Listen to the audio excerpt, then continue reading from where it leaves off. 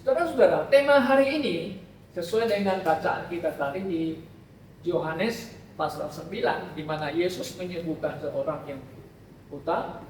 Temanya Yesus mencelik mata. Mari kita lihat lagi firman Tuhan. Saya akan baca ya.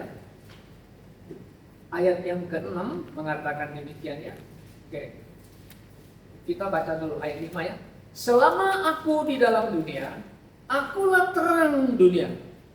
Setelah ia mengatakan semua itu, ia meludah ke tanah dan mengaduk ludahnya itu dengan tanah, lalu mengoleskannya pada mata orang buta tadi dan berkata kepadanya, pergilah, basuhlah dirimu dalam kolam Siloam. Siloam artinya yang diutus. Maka pergilah orang itu, ia membasuh dirinya, lalu kembali dengan matanya sudah melek, artinya sudah bisa melihat. Saudara yang saya kasih dalam Tuhan Yesus Kristus, banyak orang ya, bukan hanya sedikit orang, banyak orang yang lahir buta, yang kita sebut dengan tunanetra. Tahu ya, apa arti tunanetra? Tunanetra artinya orang yang tidak bisa melihat. Apa yang menjadi penyebab orang dilahirkan buta? Memang ada berbagai macam faktor penyebabnya ya. Ada orang mengatakan ya karena konsumsi obat. Waktu ibunya hamil, ya, ibunya mengkonsumsi obat. Betul nggak? Bisa. Kemungkinan ada infeksi selama kehamilan. Nah, oleh ibunya. Karena apa? Mungkin ada faktor yang lain ya. Dan juga dilahirkan secara prematur, akhirnya menyebabkan retinanya bisa rusak. Nah, atau mungkin dia bayinya mau keluar nggak keluar, akhirnya kan kalau di kampung itu ya nggak ada sesar ya, wah ada yang sampai mati. Bahkan ada yang bisa disesar, tapi karena udah kelamaan bayinya di dalam perut ibunya karena keracunan daripada emaknya punya apa namanya, air ketubannya itu bahaya loh. Anak itu bisa mati, dia bisa menyebabkan matanya bisa jadi buta. Oke? Nah, ada juga yang mengatakan secara saintifik karena kerusakan genetik DNA. DNA ya, tahu sebenarnya. Oke, DNA itu ya. Itu katanya bisa menyebabkan itu. Memang ada beberapa saintis sudah mengatakan, dokter mengatakan karena kelainan genetik katanya. Oke? Nah, tetapi saudaraku, saya ada membaca banyak kisah-kisah orang yang tunanetra yang dilahirkan, oleh ibunya sejak lahir sudah buta, tapi mereka menjadi orang-orang yang hebat juga, terkenal loh. Ya, saya kasih tahu satu yang terkenal itu dari Italia, itu namanya Andrea namanya Bocelli. Andrea Bocelli lahir 58, jadi lebih tua saya 1 tahun. Dia bisa nyanyi lagu-lagu tenor, lagu-lagu yang klasik, yang lagu-lagu yang klasik yang suka dinyanyikan dari sopran, opa-opa, ya. Jadi itu, dia terkenal, saudara bisa klik itu di YouTube aja. Penyanyi yang sangat enak. Nah, dia tunanetra, tapi dia bisa nyanyi dengan baik ya, punya suara yang baik. Oke? Nah, itu karena dia lahir buta. Nah, kemudian di dalam konteks orang Kristen ada lagi satu orang. Dia dilahir bukan buta, tapi umur kira-kira 6 tahun. Karena dokter salah kasih obat, namanya Paul praktek, dia menjadi buta. Namanya siapa?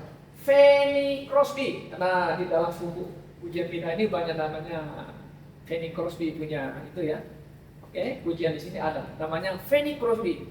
Nah, dokternya tahu itu kesalahan, akhirnya dia minta maaf kepada orang tuanya dan orang tuanya tidak menuntut dia. Tapi dalam keadaan begitu ya sudah terima apa adanya ya. Tapi Tuhan pakai dia. Bagaimana pakai dia? Dia menulis puji-pujian Kristen yang kita nyanyikan setiap masa. Indah sekali puji-pujiannya. Tuhan pakai dia dengan luar biasa. Oke? Nah, saudara, banyak juga orang-orang yang tunanetra, saudara, bisa main gitar, bisa main piano, bisa dari rumahnya pergi ke mall dan balik lagi ke rumahnya. Gimana caranya ya? Dari rumah pergi ke mall, jalan-jalan naik bis, naik apa nama itu lagi? Busway. Tidak ada itu yang di Sunter Mall tuh. Ada beberapa saya ketemu, saya kasih lihat. Dia nyanyi-nyanyi. Kok bisa ya mereka dari rumah sampai ke Sunter? Kok bisa pulang ke rumah? Nah, mereka memiliki apa? Hebatnya, kelebihan daripada orang yang melihat. Hebat. Dari rumah ke pasar bisa balik lagi. Coba kamu tutup mata pakai kain. Bisa nggak kamu pergi ke pasar sampai pulang? Nggak bisa. Nah, mereka Tuhan kasih punya satu hal yang kelebihan. Walaupun mereka cacat yang kita bilang tadi, ya mereka punya kelebihan yang luar biasa. Nah, sekarang kita lihat Yohanes mencatat Tuhan berjumpa dengan seorang yang buta sejak dilahirkan. Oke, berjumpa. Nah, muridnya, Yesus, ini orang buta ini, apakah dosanya atau dosa orang tuanya? Pada umumnya kita sebagai orang yang normal, orang yang mungkin yang beragama ya, agama apa saja, biasanya melabelkan orang. Nah, ini pasti gara-gara dosa orang. Ini gara-gara dosa dia juga. Karena dosa atau hukuman Tuhan, atau bisa juga istilah kalau orang di kampung itu kutukan, yang sering dilabelkan itu ya. Ini kutukan ini, saudara. Nah, ini yang sering, yang dari pandangan kita ya sebagai orang awam selalu menilai, selalu menjudge. Oh, ini akibat dosa orang tuanya. Ini akibat daripada dia sendiri. Nah, tidak semua apa yang diderita manusia itu akibat dosa. Tidak semua. Memang ada orang yang menderita akibat ulah orang tuanya, yes, dan dirinya sendiri juga ada, ya kan? Ada teman kita yang teman sepupunya ya, karena dia tidak mau punya anak lagi, dia mau coba menggugurkan anaknya. Tahu-tahu anaknya lahir, lalu mukanya jelek, bisa melihat, tapi jelek, ciciknya cakep. Kalau berjalan-jalan orang heran, ini anak siapa ini? Ini kan tidak berani jalan berbarengan. Kenapa? Mukanya sangat jelek. Kenapa bisa jelek? Karena ulah orang tuanya mengkonsumsi obat-obatan. Nah, ini betul karena ulah manusia, bukan dosa anak ini sendiri. Oke? Nah, saudara yang saya kasih dalam Tuhan Yesus, kalau kita lihat di dalam Alkitab sendiri ya, bahwa manusia itu yang diciptakan Tuhan itu pada awalnya itu adalah ciptaannya apa? Walau ciptaan yang lebih indah, lebih mulia dari segala ciptaan. Ciptaan Tuhan aja saudara lihat, ya kan? Dari hari pertama diciptakannya Tuhan mengatakan baik, kedua baik, ketiga baik, keempat baik, kelima baik, kelima baik, keenam very good bahasa Inggris. Very good. Manusia very good. Nah, kenapa manusia dilahirkan ada yang cacat, ada yang tidak benar dan sebagainya, saudara? Ya, memang ada banyak faktor. Tapi dalam konteks ini, Tuhan Yesus mengatakan, bukan karena gara-gara orang tua dan dosa orang ini. Bukan. Kenapa? Karena Yesus tahu. Yesus tahu isi hati manusia. Yesus itu adalah Allah yang maha tahu, melihat hati manusia. Kalau kita kan nggak bisa lihat hati manusia, saudara. Apakah ini orang ini karena gara-gara orang tuanya dosanya atau lingkungannya? Kita nggak tahu. Lebih cenderung kita mengatakan bisa lingkungan aja, orang tuanya dan sebagainya. Oke? Nah, kalau kita baca di dalam Mazmur 135, saudara, mengenai ciptaan Tuhan.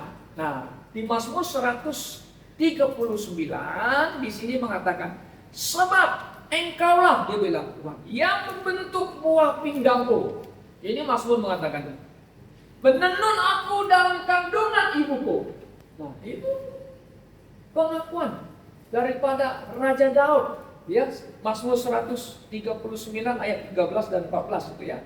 Oke, kalau bahasa Inggrisnya, I will praise thee, for I am fearfully and wonderfully made. Marvelous are thy works. Nah, bahasa Inggrisnya.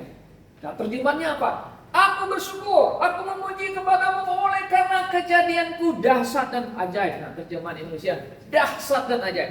Ajaib apa yang kau buat, dan jiwaku benar-benar mengetahuinya. Ya, atau menyadarinya. Mengetahui terjemahan itu lebih mengetahui, lebih mengetahuinya. Dari manusia itu diciptakan Tuhan itu, dikandung ibunya itu sudah kejadiannya air. Tetapi kan masalahnya kenapa waktu lahir banyak ada yang cacat itu. Bahkan ada yang buta gitu. Makanya saya mengatakan di dalam konteks di sini, kisah ini Yesus yang tahu bahwa memang bukan salah orang tuanya. Tetapi apa Alkitab mengatakan di sini? Kan ini kan murid-murid juga seolah-olah mau ingin menuduh ya. Udah nggak? Ini orang tuanya, mungkin dosanya, dosa orang ini kan bukan. Nah, tetapi Yesus mengatakan di ayat 3, jawab Yesus, bukan dia dan bukan juga orang tuanya, tetapi karena apa? Pekerjaan-pekerjaan Allah harus dinyatakan di dalam Dia. Ayat 4, kata Indonesia itu kita, harusnya aku sini terjemahan bawah. Aku harus, aku harus mengerjakan pekerjaan Dia, yaitu Bapa yang mengutus aku selama masih siang akan datang malam, di mana tidak ada seorang pun yang dapat bekerja. Selama aku di dalam dunia, akulah terang dunia. Lalu apa maksud Tuhan mengatakan bukan dosa orang tua dan orang ini, tetapi karena pekerjaan-pekerjaan Allah harus diselesaikan dalam Dia. Saya coba pikir, Tuhan. Saya bisa punya pemahaman yang salah kepada orang lain. Kalau ada orang lain susah, kalau orang saya menderita, kalau ada orang lain dilahirkan cacat dan sebagainya, kita selalu melabelkan karena kesalahan orang tuanya, kesalahan dirinya dan sebagainya. Saya tidak bisa menjudge itu. Hanya Tuhan yang tahu orang yang kita lihat itu cacat, apakah dosa orang tua atau ini kita sebagai manusia sulit sebenarnya. Tidak boleh lebih cepat-cepat ya menjudge, menuduh dia. Memang ada faktor orang tuanya. Pasti kita tahu, ya kan? Ya. Nah, oleh sebab itu Yesus ingin menunjukkan kepada murid-muridnya bahwa bukan dosa orang tuanya, bukan dia, tapi pekerjaan-pekerjaan harus diselesaikan. Saya harus melakukannya ini untuk orang ini. Supaya apa? Supaya murid-murid harus mengetahui bahwa apa yang ada di dunia ini, penderitaan, kesusahan yang dialami oleh manusia, bukan bisa kita langsung cap karena dosa yang kita lupa. Tetapi di sisi yang lain kita harus menyadari juga bahwa sejak manusia jatuh ke dalam dosa, Tuhan sudah menghukum manusia dan mengutuk bumi ini sehingga manusia kan susah, harus bekerja mencari uang dengan keringat dan susah payah mencari. Dulu kan kita makan enak. Tuhan bilang, "You boleh makan semua buah-buah di sini, tetapi buah pengetahuan baik dan jahat tidak boleh. You makan, you mati." Kan begitu. Nah saudara, di Taman Eden kan nggak perlu makan nasi kan, nggak perlu makan Kentucky Fried Chicken, kita nggak makan. Benar nggak? Kita nggak makan yang banyak, tapi kita makan buah-buah. Jadi penciptaan pertama manusia sebelum jatuh, makanan pokoknya apa? Buah ya? Benar nggak? Ya kan itu bilang makan buah, semua buah. Kita makan buah, kita nggak sakit apa? Nggak sakit mah. Kalau sekarang tuh makan terlalu banyak buah, kalau makan nasi yang apa? Kalau berhidrat, wah, yuk bisa sakit mah. Nah, karena itulah saudara-saudara sebab dosa, akibat dosa manusia susah menderita. Yes, itu adalah penyebab dosa utamanya manusia menderita. Tapi orang ini bukan karena dia buta, karena dosa orang tuanya. Nah, kita ingin coba meneliti ya, apa yang sedang terjadi, apa yang sedang Yesus hadapi terhadap orang ini yang harus dia lakukan, selesaikan pekerjaan Tuhan. Mari kita lihat. Yang pertama kita lihat, Yesus berjumpa dengan orang ini kan, dia berjumpa dengan orang. Nah, saudaraku, tentu Tuhan tahu ya, orang ini yang buta ini harus ditolong, harus dicelikkan matanya. Oke, harus dicelikkan. Nah, jadi kita lihat bahwa Yesus berjumpa dengan ada sikap tergerak untuk menolong orang ini. Dengan kata lain, Yesus berinisiatif untuk mau menyembuhkan orang yang buta ini. Ya kan? Kalau murid-murid mereka hanya memandang orang buta itu dosa orang tuanya, itu adalah masalahnya, saudara. Wah, memang itu masalah manusia. Yesus datang untuk menyelesaikan masalah. Ya kan? Yesus datang untuk memberikan solusi yang tepat kepada manusia. Oke? Nah, saudaraku, Yesus datang menyelesaikan dosa problem manusia. Banyak orang mengatakan Yesus gagal. Dalam arti apa? Orang Yahudi menyatakan Yesus itu gagal menjadi Mesias, membebaskan mereka dari Romawi. Saudara, oh iya. Mereka bilang kalau dia Mesias, kalau dia anak, kenapa kami tidak dibebaskan dari penjajahan Romawi? Kenapa Yesus harus mati di atas kayu salib? Maka itu sampai hari ini bangsa Yahudi secara mayoritas masih menolak Yesus yang telah datang. Tidak mau mengakui. Memang ada sekelompok kecil orang Yahudi yang sudah menerima, percaya Yesus yang datang itu Mesias mereka sebagai Tuhan dan Juru Selamat mereka. Oke? Nah, Yesus datang membawa solusi, mau menyelesaikan masalah, bukan masalah ekonomi. Saudara harus ingat ya. Nah, ini banyak orang dunia itu bilang, Yesus tidak mencari masalah. Yesus bukan menyelesaikan masalah hukum. Profesor Yusril belajar hukum, tidak.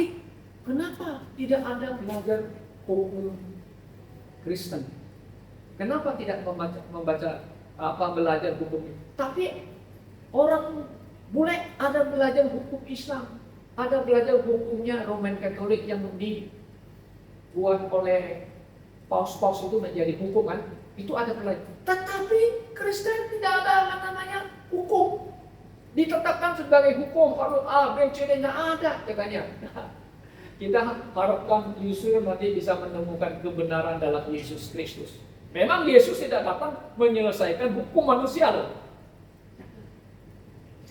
Tetapi Yesus adalah memberikan perintah. Kasihilah Tuhan dengan segenap hatimu.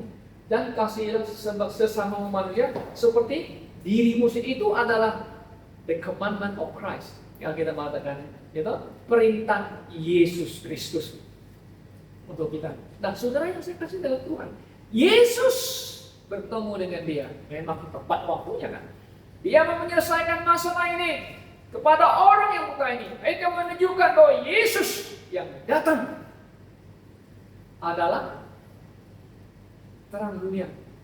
Dia ingin memberitahu kepada muridnya, ini harus diselesaikan. Saya datang untuk melakukan pekerjaan Tuhan. Yaitu pekerjaan apa? Menyatakan kuasa Allah Bapa dalam Yesus melalui orang ini, saudara. Nah, Yesus menyelesaikan masalah dia, yaitu supaya dia bisa lihat kembali. Oke? Nah, murid-murid memikirkan itu adalah dosa dan itu adalah masalah. Murid-murid ini tidak ada satu inisiatif pun. Yesus, tolong dia. Padahal mereka sudah banyak melihat Yesus melakukan mujizat. 10 tahun terakhir, nggak ada inisiatif pun. Tuhan, kasihanlah orang itu. Tolonglah. Tuhan kan bisa. Nggak ada ngomong. Hanya tanya, itu saja. Gitu. Nah, itu yang pertama, saudara. Sudah melihat. Nah, bagaimanakah orang ini bisa disembuhkan? Dicelikkan matanya, memang ajaib. Ajaibnya di mana, saudara? Ini Yesus tidak mengatakan, lihatlah. Tidak seperti berfirman Tuhan berfirman, jadilah terang, jadilah terang, jadilah itu. Ya, gitu. Tetapi Yesus mau menyembuhkan ini dengan mengambil ludahnya, dicampur dengan tanah, diluin ke tanah, langsung diaduk dan pakai aduk-adukan itu ditempel di matanya orang ini. Dan Yesus mengatakan, kamu pergi ke kolam Siloam. Orangnya nurut aja. Setelah dia pergi, cuci matanya dan dia melihat. Wah, saya bisa melihat. Nah, saudara yang saya kasih dalam Tuhan Yesus, coba kita pikirkan itu air liur Tuhan Yesus. Oke? Saya mau tanya, siapa yang di sini suka air liur orang tua? Nggak ada mau. Walaupun semuanya tua kan. Dulu kita anak-anak bayi bodoh-bodoh. Ya, kalau kita disuapin makanan, mama kita dulu tiup. Ya enggak? Tapi kalau sekarang mbak-mbaknya kasih makan anaknya, kalau diberitahu begitu, marah nggak? Kena boleh. Apalagi kita sebagai kakek nenek, saya bilang sama Simo ya, kalau kita suap makanan sama kelab tidak boleh. Kita bukan zaman dulu lagi, kami tidak mau lagi. Nggak boleh. Ya nggak boleh. Nah, itu mah atas tangannya jijik ya. Betul kan? Apalagi teman-teman, apalagi teman. Tapi beda dengan orang yang sedang pacaran. Apa saja disikat. Tahu ngerti ya? Nah, iya kan? Nggak jijik liurnya. Betul nggak? Iya. Nggak takut sama liurnya. Nah, kalau kita secara umum kan jijik ya, saudara itu ya. Tetapi orang Tiongkok, orang Tionghoa tidak jijik. Dalam arti apa? Makan bareng-bareng di atas satu meja, pakai sumpit. Saudara lihat sumpitnya. Oh, gimana tuh? Jijik nggak? Kita bilang jijik ya. Tapi bagi mereka udah biasa ya. Jijik ya. Tapi kita kalau sudah tahu sesuatunya kita nggak mau lagi. Apalagi dulu COVID, waduh, kena COVID loh, gini, waduh habis semuanya kena COVID jijik kita. Nah, saya ingin mengajak kita, saya berpikir terus, kenapa Yesus berludah, ambil ludahnya dia campur dengan itu tanah itu gitu ya. Nah, saya lihat dalam sisi keilahian Yesus Kristus, apa yang keluar dari mulut Yesus itu penuh kuasa. Dalam arti Tuhan Yesus bisa buat sesuatu, ya, satu penuh kuasa.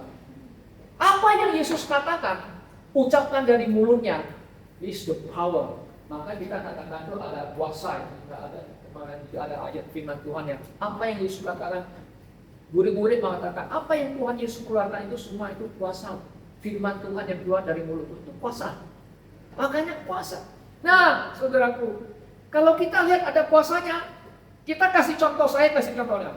Di dalam Matius pasal 9, Matius ya, bukan Yohanes. Matius 9, Markus 5, Lukas 8, itu ada seorang perempuan yang sudah sakit 12 tahun pendarahan. Saudara tahu wanita sakit pendarahan, tahu ya?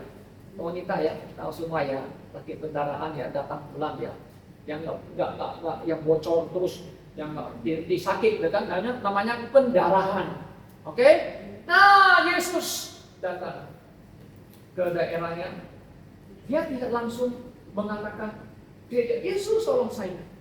Tetapi dia percaya dalam hatinya, jika saya menjamah jubah Yesus, saya akan sembuh. Nah, lalu Yesus datang sambil kepala, datang, tiba-tiba dari satu bilang, jamah jubah Yesus. Dan seketika itu juga penyakitnya sembuh, betul nggak?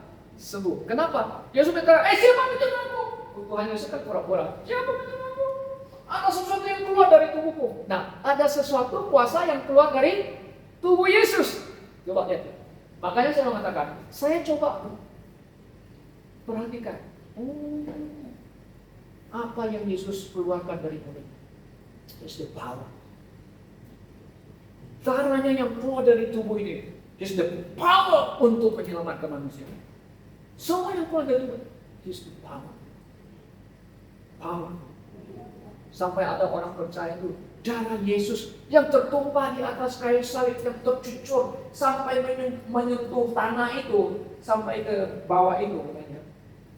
Ada yang menafsirkan sampai masuk ke dalam, namanya apa itu, tabut Tuhan katanya, yang tersimpan di dalam tanah itu. Kenapa? Karena itu dalam PL, orang yang menyembelih ambil darahnya, ya, ambil darah binatang, dipercik di dalam tabut perjanjian itu. Nah, mereka pikir Yesus mati, itu darahnya dipercikkan, dipercikkan sampai ke tabut Tuhan itu yang disimpan. Nah, ini hanya teori aja, ya, saya tidak mau. Berarti darah Yesus itu penuh kuasa pulang. Oh yes, menyelamatkan saudara. Dan nah, saudara, kenapa ludahnya itu harus diaduk ke tanah? Nah, saya mau kasih tahu rahasia yang saya temukan. Debu tanah selalu melambangkan manusia. Adam diciptakan dari mana? Dari debu tanah. Debu tanah artinya tanah. Nah, jadi liur bercampur dengan tanah itu dan dioleskan ke mata orang, akhirnya matanya melihat kuasa terjadi. Nah, saudara, jadi arti rohani bagi saya bahwa tanah itu ada melambangkan manusia. Kita manusia, anak cucu Adam dan Hawa yang telah berdosa, maka perlu disentuh oleh liur Yesus, oleh kuasa Tuhan Yesus, sehingga manusia bisa melek matanya dan melihat kebenaran Tuhan. Oke, nah dalam konteks di sini memang mata yang buta sekarang bisa lihat, wah bisa lihat. Tadinya saya buta kan lihat, tapi sekarang saya bisa melihat. Itu yang terjadi, saudara. Kenapa? Karena Yesus mengatakan, aku ini terang dunia. Nah, artinya dulu orang buta itu berjalan dalam kegelapan. Artinya kita sama hidup, walaupun melihat, tapi berjalan di dalam kegelapan. Perlu terang dunia. Siapa dia? Yesus yang datang. Supaya mata rohani kita celik. Melihat siapa? Melihat kebenaran. Melihat Yesus adalah terang dunia. Supaya kita jangan berjalan dalam dosa, dalam kegelapan. Oke?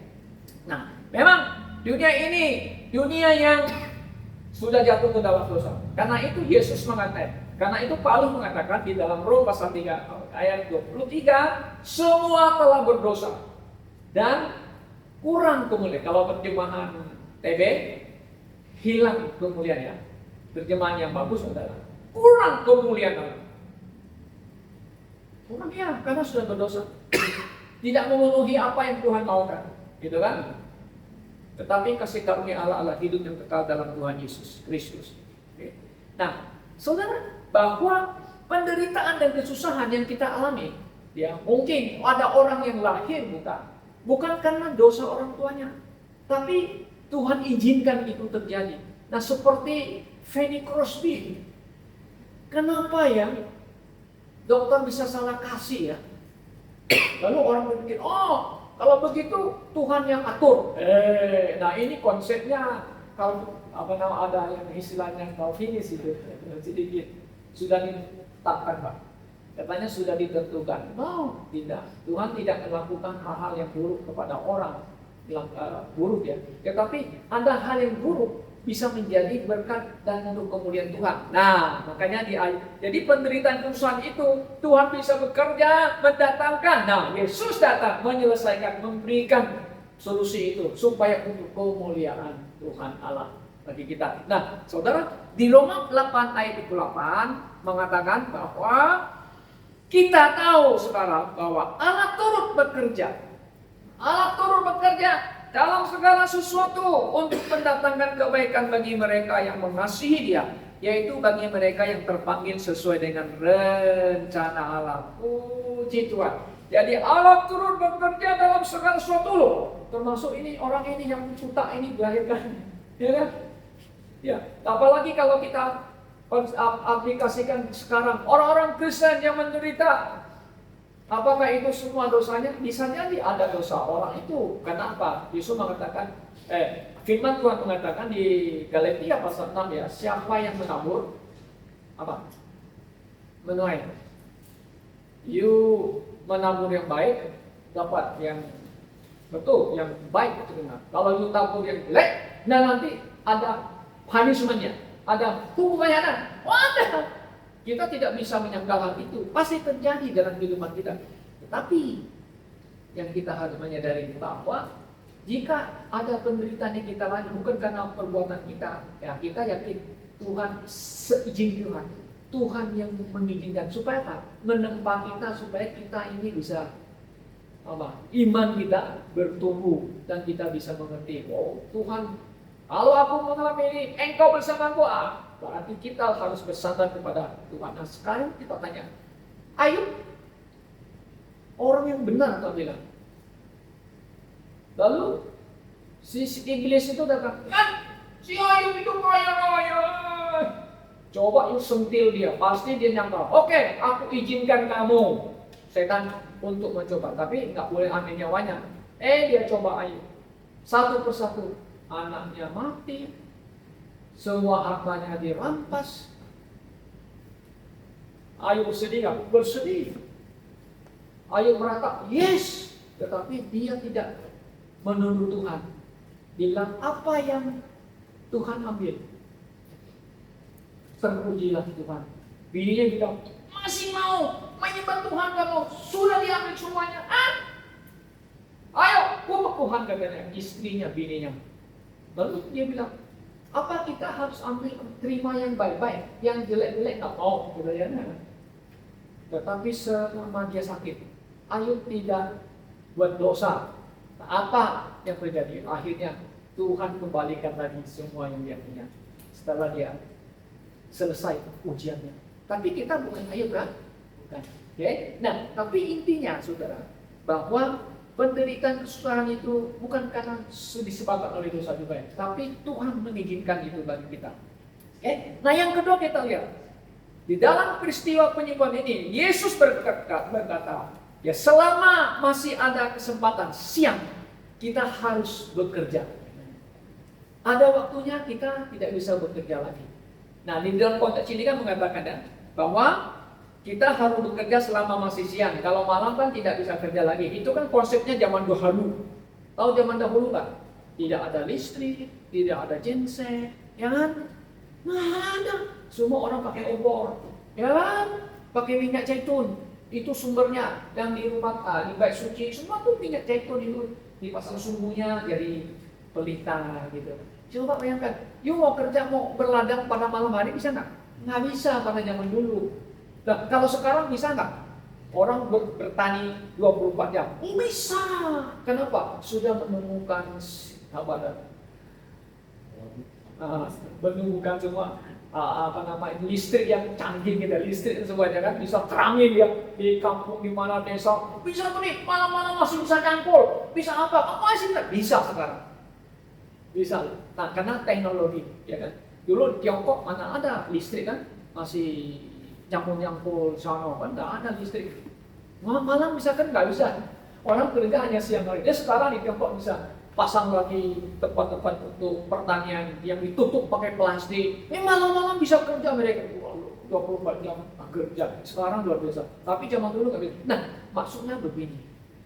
Selama masih ada kesempatan kita, mari kita buat sesuatu untuk Tuhan. Paling simpel. Buat sesuatu. Selama kita masih hidup, kita masih menikmati kemurahan kasih karunia Tuhan. Kita buat sesuatu lah untuk Tuhan, melayani Tuhan, ya kan? Oke? Nah itu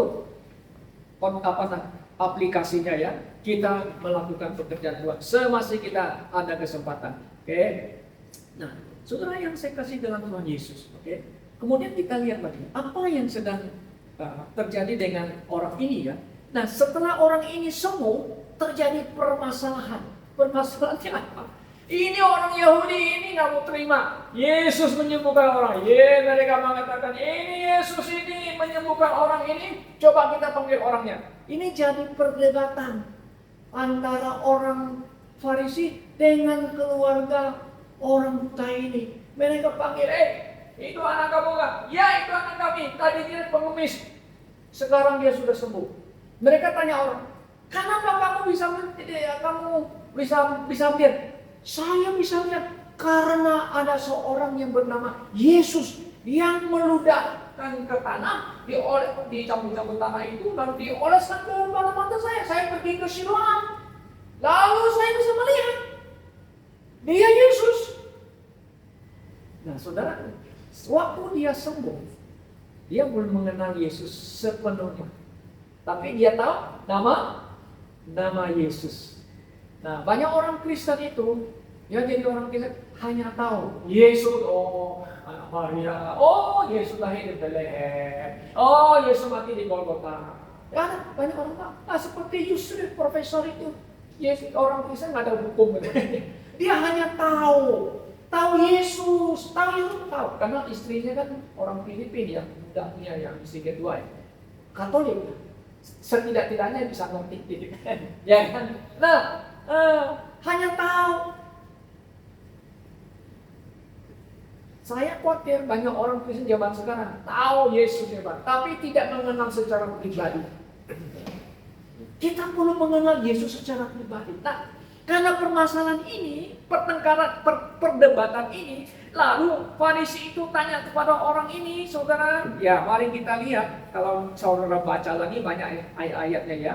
Saya tidak akan baca semuanya karena panjang sekali. Itu karena kalau saudara lihat lagi di dalam ayat yang ke-16, maka kata sebagian orang Farisi itu, orang ini tidak datang dari Allah, so ia tidak memelihara hari Sabat. Sebagian pula berkata, bagaimanakah seorang berdosa dapat membuat mujizat? Yang demikian, maka timbullah pertentangan di antara mereka. Nah, karena Yesus menyembuhkan orang ini pada hari Sabat, mereka mau marah. Yesus orang berdosa, tapi orang bertanya, masakan orang berdosa Tuhan dengar? Nggak mungkin. Dia pasti nabi. Orang buta itu bilang, dia pasti seorang nabi. Contoh ayat 17. Ya, jawabnya ia adalah seorang nabi. Oke? Nah, orang paling bilang, kami tidak kenal dia, kami nggak mengenal dia, macam-macam ya. Perdebatan terjadi. Oke? Nah, akhirnya saudara, karena permasalahan ini, orang buta ini sudah senang, happy, bisa melihat, dia kan happy, senang. Tapi diancam oleh orang Farisi, termasuk keluarga, akan diancam, dikucilkan. Bagi orangnya kalau dikucilkan, namanya kalau di Roman Katolik ekskomunikasi ya, dikeluarkan dari gereja. Istilahnya kalau bahasa sehari, dikeluarkan dari masyarakat Yahudi. Mereka bilang, ya, tanya dia sudah dewasa. Mereka nggak mau berdebat lagi gitu loh. Tanya dia sudah dewasa, sudah besar. Dan waktu terjadi masalah ini, saudara, ya Yesus berjumpa sama orang. Nah, jadi begini, saudaraku yang sekasih Tuhan. Yesus menyembuhkan orang ini. Jadi orang mulai mempertanyakan keberadaan Yesus, artinya keilahian Yesus. Orang Yahudi mempertanyakan keilahiannya, dipertanyakan. Nah, pertanyaan ini selalu menjadi masalah sampai hari ini tentang Yesus.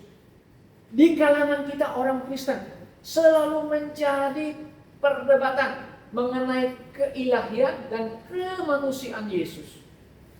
Di mana kita bisa tahu?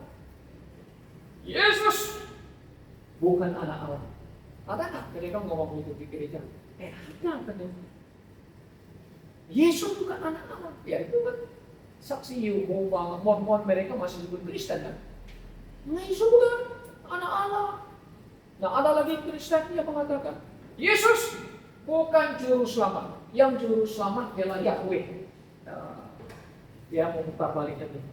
Kristen itu pinter. Ini pikiran liciknya si setan. Pinter. Pakai twister. Atau istilahnya itu ya, pakai kata-kata yang menjurus ke seolah-olah iya ya, benar juga ya. Yahweh yang jadi juru selamat. Dan kata Yahweh ini sebenarnya ya bukan sebutan Yahweh yang tepat Alkitabiah. Sebutan sebenarnya ini HWA itu adalah bukan disebut Yahweh, tapi Yehovah. Itu baru benar. Yehovah. Dan Yesus itu siapa?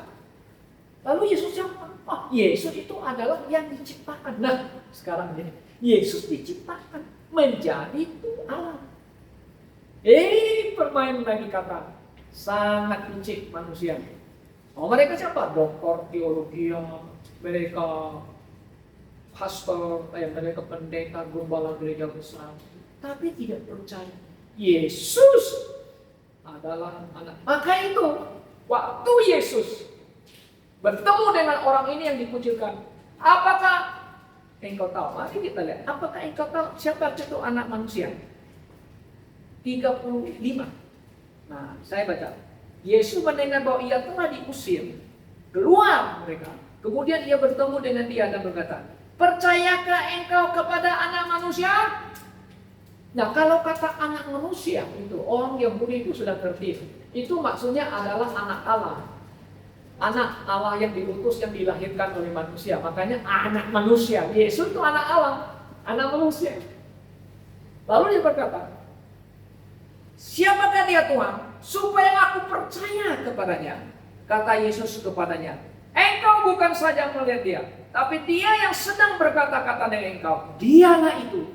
Katanya, aku percaya Tuhan. Lalu ia sujud menyembah Yesus. Puji Tuhan. Saudara lihat, aku sudah melihat, wahai Mila, puji Tuhan, haleluya, amin, ya kan? Tapi dia belum mengenal Yesus secara sepenuhnya loh. Nah, sekarang Yesus yang datang menyatakan diri kepada dia. Dengan kata lain, Yesus menginjil. Nah, boleh saya katakan tak? Boleh dong. Dalam kota ini, Yesus memperkenalkan diri, artinya menginjil. Kan kita menginjil kan memperkenalkan Yesus. Kalau orang itu, dia tanya dulu, siapa itu anak manusia? Oh, siapa itu? Dia yang ngomong sama kamu. Yang menyembuhkan dia. Tadi aku bilang Nabi. Dia anak Allah. Dia tahu secara hukum Taurat. Yang Tuhan Allah Kudus.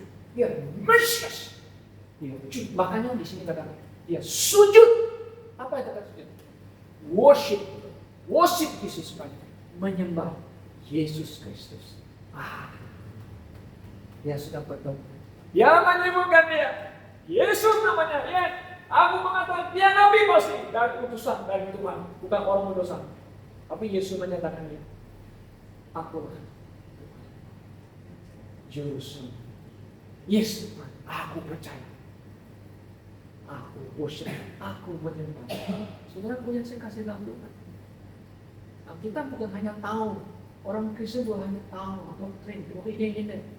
Bagaimana hubunganku pribadi saya dengan Tuhan Yesus. Itu yang Tuhan Yesus mau mengenal dia secara pribadi. Yesus, engkau Juru Selamat. Engkau Tuhan, di mana engkau telah mati, mencurahkan darahmu untuk menebus dosaku. Nah, apa yang keluar dari Yesus? Apa? Berkuasa. Makanya saya baca kalau ini, liur. Padahal kita jijik sama dia. Tapi Yesus itu kuasa. Perkataannya, firman-Nya keluar, kuasa. Dosa. Apa yang diucapkan?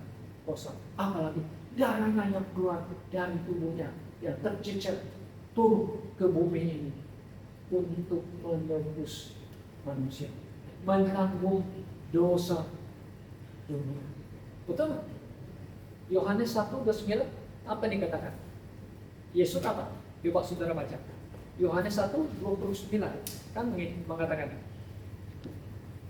Yesus kan datang kepadanya kan, lihatlah anak domba Allah yang menghapus apa? Dosa dunia. Jadi darahnya yang tertumpah bisa menghapus dosa dunia tak? Yes, berkuasa. Tapi kalau kamu tidak datang kepadanya, dosamu akan tetap tertanggung Tapi you datang kepada Yesus, percaya dosamu diampuni oleh darah Yesus Kristus. Saudara yang saya kasih dalam Tuhan Yesus, kiranya firman Tuhan hari ini boleh mengingatkan kita kembali bahwa kita jangan menjadi orang Kristen yang masih buta, tapi kita harus dicelekkan mata kita. Oleh apa?